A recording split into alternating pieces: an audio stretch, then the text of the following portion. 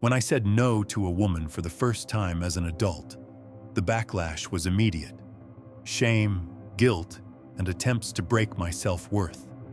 And as I looked closer, I realized this wasn't just my story. It was everywhere. A silent pattern hiding in plain sight.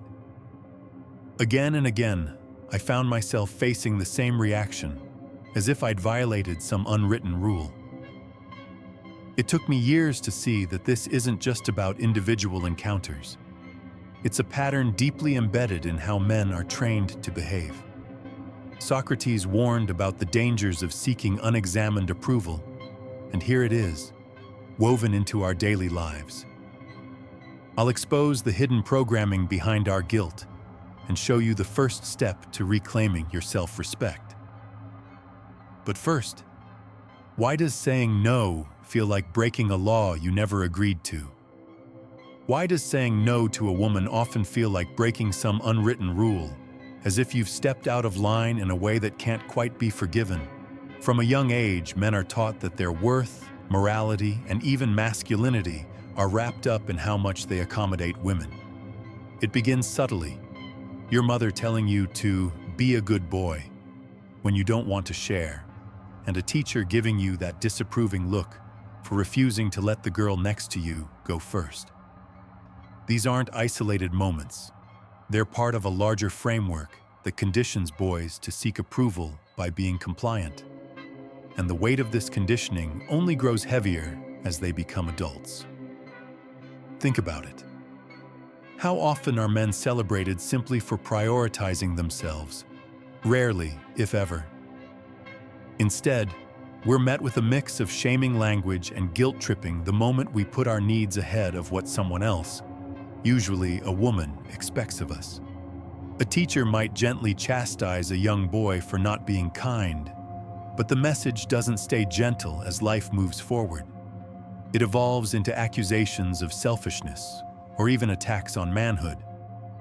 Being called not a real man, for example, carries a sting intentionally designed to bring you back in line, to force compliance through shame.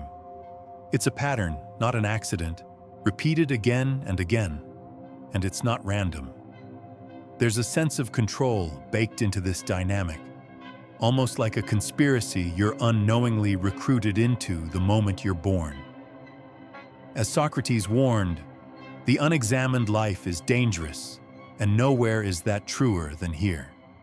In seeking approval from others, especially women, you become reliant on their validation to feel upright, instead of standing upright on your own.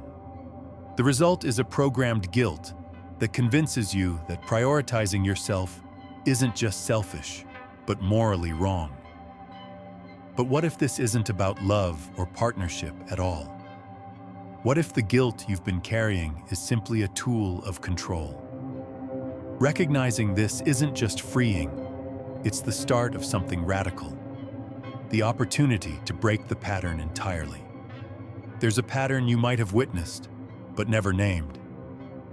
The men who quietly and confidently say no are often the ones who command genuine respect.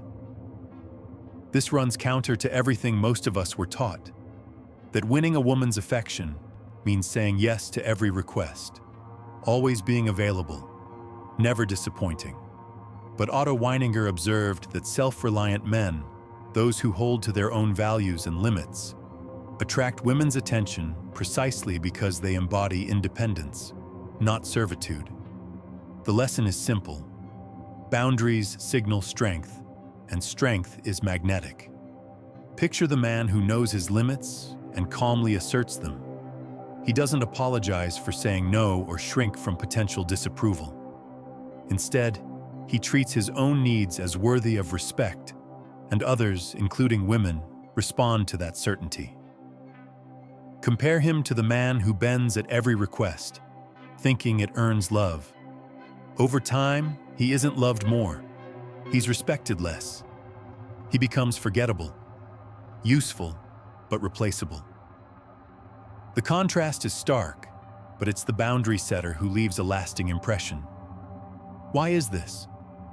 What if I told you this dynamic flips everything you think you know about attraction? The reality is that respect, not constant acquiescence, forms the foundation of genuine connection. When a man respects himself, he invites others to do the same. Socrates put it plainly: beauty can seduce, truth must be understood. If you don't understand the nature of these dynamics, you're vulnerable to being misled by appearances. Weininger was even more direct. The man dependent on a woman for his life valuation betrays himself. Dependence breeds resentment and self-betrayal, while self-respect breeds authenticity and desire. The irony is clear. The less you chase approval, the more attractive you become.